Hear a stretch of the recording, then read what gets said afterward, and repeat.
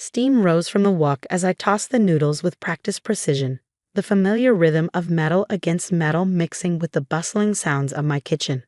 The Golden Dragon had been my family's restaurant for 3 generations, and its heartbeat was as familiar to me as my home.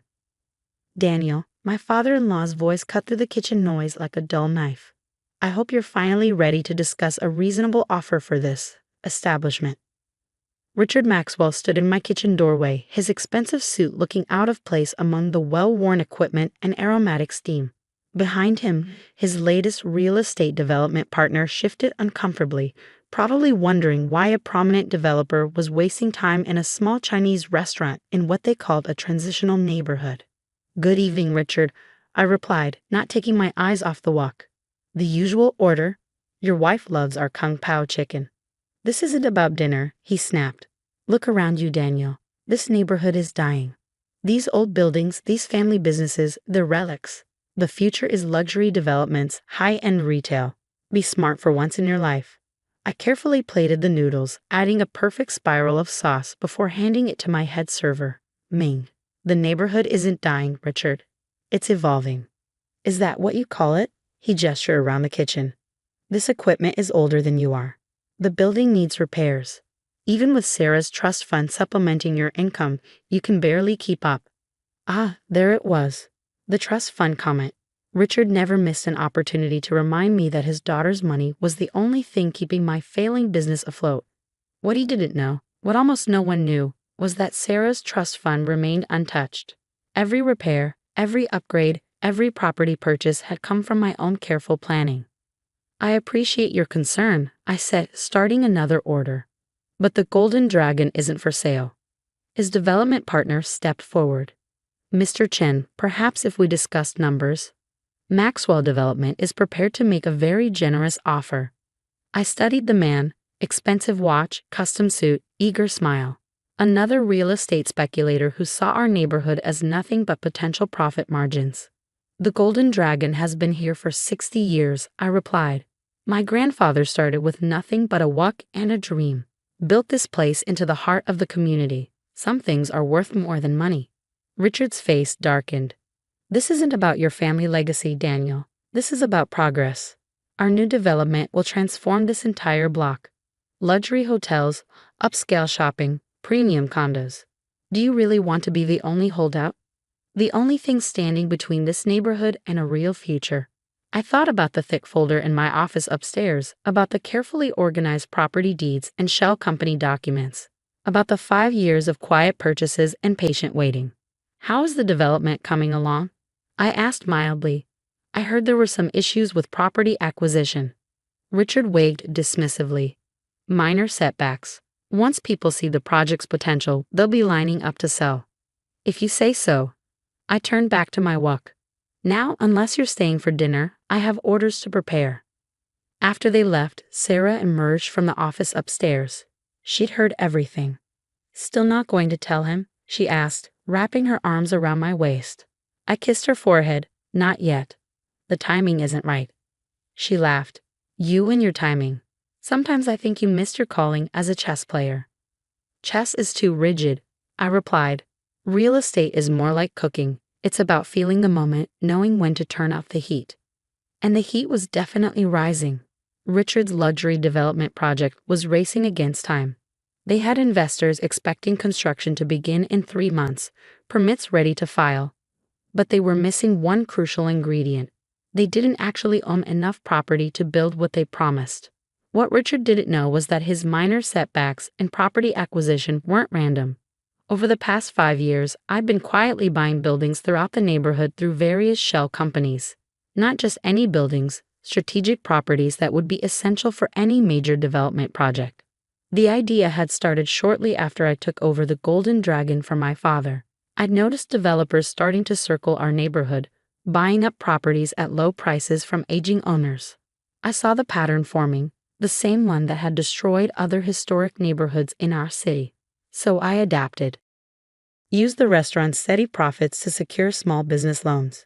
Created legitimate shell companies to hide my purchases from speculating developers. Slowly, carefully, I acquired key properties across the neighborhood. The Golden Dragon wasn't just a restaurant. It was my watchtower, giving me a perfect view of every real estate move in the area. I knew which properties were vulnerable, which owners were considering selling. More importantly, I knew exactly what Richard's development project needed to succeed. Later that night, after closing, I sat in my office reviewing recent property transfers. Ming knocked on the door. "Mr. Chen, there's someone here to see you." Mrs. Liu, owner of the corner grocery store, stepped into my office. She was in her 70s, had run her store for almost 40 years. "Daniel," she said in Mandarin, "they came to see me today. The developers offered me 3 times what the store is worth." I nodded, gesturing for her to sit. "Let me guess. Maxwell Development?" "Yes. They say I must sell quickly. Say everyone else is selling." She wrung her hands. "My children want me to take the offer. Say it's too much money to refuse." "Mrs. Liu," I said gently, "do you want to sell?" Tears filled her eyes. This store was my American dream. My husband and I came with nothing, built this life one day at a time. But maybe they are right. Maybe it's time to let go. I opened my desk drawer and removed a file. What if there was another option? She looked at me curiously as I explained my plan. By the time she left an hour later, she was smiling again. Another piece had fallen into place. The next morning, Richard's development team received some unexpected news. Mrs. Liu's grocery store had been sold, but not to them. The buyer was a small holding company they'd never heard of. In his downtown office, Richard Maxwell was about to learn that his minor setbacks were actually part of a much larger pattern. One that had been forming for 5 years, as quietly and steadily as steam rising from a well-tended wok. The heat was about to get turned up. The Maxwell Development Crisis meeting was in full swing when Sarah texted me their location. "Dad's face is getting redder by the minute," she wrote. "Board wants to know why they can't secure the properties they need." I smiled, turning back to my lunch prep. The timing was perfect, like knowing exactly when to add each ingredient to a complex dish. Over the past week, Richard's team had discovered that key properties they needed for their luxury development were owned by a web of seemingly unrelated companies: Summit Holdings LC, Eastern Star Investments, River City Properties, and half a dozen others. All had politely but firmly declined to sell. What they hadn't figured out yet was that every company traced back to me. "Daniel." Richard burst into my kitchen, this time with a full entourage: lawyers, development partners, and a very stressed-looking project manager. "What do you know about these property companies?" I carefully sliced green onions, each cut precise and even. "Good afternoon, Richard. Quite a crowd for lunch. Should I set up the private dining room?" "Stop playing games," he snapped. "Sarah says you know everything that happens in this neighborhood. These companies that keep blocking our development, what do you know about them?" I set down my knife and wiped my hands. Perhaps we should continue this conversation upstairs. "Ming, take over the lunch prep." In my office, Richard paced while his team spread documents across my desk. The project manager, Adam Torres, pointed to a map of the neighborhood. "We've secured about 60% of the properties we need," he explained. "But these key parcels, the corner lots, the larger buildings, they're all owned by different investment companies. Without them, the project isn't viable." "Fascinating," I said, sitting behind my desk. "And this affects my restaurant how?" Richard slammed his hands on the desk. "Because you're going to help us contact these owners. You know everyone in this neighborhood. You must know who's behind these companies." I looked at the map, at the properties highlighted in red, the ones they couldn't acquire. Each one represented years of careful planning, of building relationships with local owners, of protecting our neighborhood's heart while preparing for exactly this moment. "Actually," I said, opening my desk drawer, "I do know who owns those properties." Richard's eyes lit up. "Finally, give us the contact information. We'll make it worth your while." "No need." I placed a thick folder on the desk. "All the property deeds, company registrations, and ownership documents are right here." The lawyers reached for the folder, but I held up a hand. "Before you open this, Richard, let me ask you something. Did you ever wonder why I never took Sarah's trust fund money? Why I kept running this failing restaurant instead of cashing in?" He frowned. "Because you're stubborn, because you can't see the bigger picture." "No," I said quietly, "because I saw a picture bigger than luxury hotels and upscale boutiques. I saw a neighborhood worth protecting." I opened the folder and handed him the first document. His face went from confusion to shock as he read. This is impossible, he stuttered. Summit Holdings LLC is registered to me, I finished. Just like Eastern Star Investments, River City Properties, and all the others. I've spent the last 5 years buying every strategic property in this neighborhood. Not to destroy it like you plan to, but to preserve what makes it special. The room erupted in chaos. Lawyers frantically flipped through documents, the project manager stared at his map in disbelief, and Richard looked like he might explode. You? He sputtered. You've been blocking our development? Do you have any idea how much money you've cost us? Less than you've cost this neighborhood over the years, I replied. How many family businesses have you forced out? How many communities have you destroyed with your luxury developments? Sarah appeared in the doorway, having heard the commotion. Dad, sit down before you have a stroke. You knew about this? He turned to her. Your husband has been sabotaging our biggest project, and you knew? Of course I knew, she said calmly. I helped him set up some of the companies. Did you really think I spent all those years in corporate law just to be a developer's daughter? Richard collapsed into a chair, his face ashen. Why? Why go to all this trouble? I stood and walked to the window, looking out at my neighborhood. At Mrs. Liu's grocery store, at the family-owned bakery across the street, at the community that had welcomed my grandfather 60 years ago. Because this neighborhood isn't just real estate, I said. It's people, stories, dreams. My grandfather built this restaurant when most banks wouldn't even lend to Chinese immigrants. Mrs. Liu's store helped countless new families get their start. The Garcia family's bakery puts 3 kids through college on their bread sales. I turned back to face them.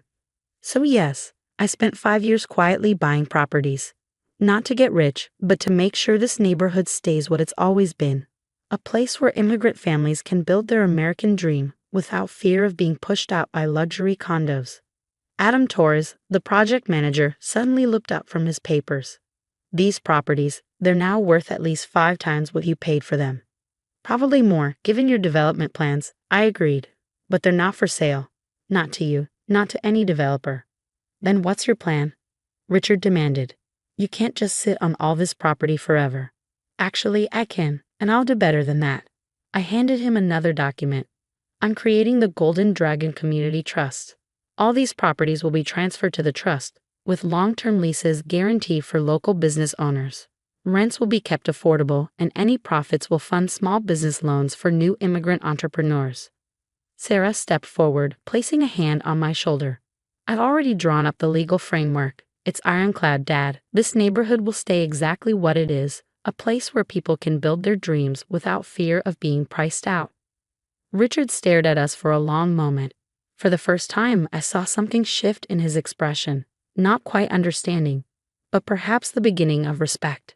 You outmaneuvered me, he said finally. All these years, I thought you were just a stubborn chef who got lucky with my daughter. But you were playing a completely different game. Not a game, I corrected. A legacy, just not the kind you understand. The lawyers packed up their documents, the project manager rolled up his maps, and one by one, they filed out of my office. Richard was the last to leave. Daniel, he paused at the door. That kung pao chicken. Catherine really does love it. I smiled. Tell her it's on the house. Family discount. After they left, Sarah and I stood at the window, watching them walk to their expensive cars. Think they'll try to challenge the trust? She asked. They can try, I replied, but you're too good a lawyer for that. Besides, I think your father finally gets it. Some things are worth more than money. That evening, the restaurant was packed as usual. Mrs. Liu came by with fresh vegetables from her store. The Garcia kids helped clear tables between homework assignments. Ming's daughter practiced her college application essay in a back booth. I stood in my kitchen, feeling the familiar rhythm of woks and cleavers, listening to the mix of languages and laughter that filled the air. This was what I had protected, not just buildings and businesses, but a living, breathing community. Richard's development company announced their project's relocation the next week. The investors were upset, but they found another neighborhood to transform. This one, though, would stay as it was, a place where dreams could grow slowly, naturally, like steam rising from a well-used wok. Last month, a young couple came to see me. They wanted to open a Vietnamese pho restaurant in one of the trust's properties. As I listened to their plans, their hopes, I saw my grandfather in them. The same determination, the same dream of building something lasting. The rent is affordable, I told them. The lease is secure. All you need is good food and hard work. They signed the papers that afternoon. Another story beginning, another dream taking root in soil I'd helped protect. Sarah teases me sometimes about my long game, about how I spent 5 years quietly building a real estate empire just to keep things from changing. But she understands, better than anyone, that some changes are worth preventing. These days, when developers come sniffing around our neighborhood, they leave quickly. The local business owners just smile and direct them to the Golden Dragon Community Trust's legal office, where my brilliant wife explains, in perfect legal terms, why this particular American dream isn't for sale. And in my kitchen, I keep cooking, watching over my neighborhood like my grandfather once did, ensuring that future generations will have their chance to build something lasting in their own time, in their own way. After all, the best recipes can't be rushed. They need time, patience, and most importantly, a place to call home.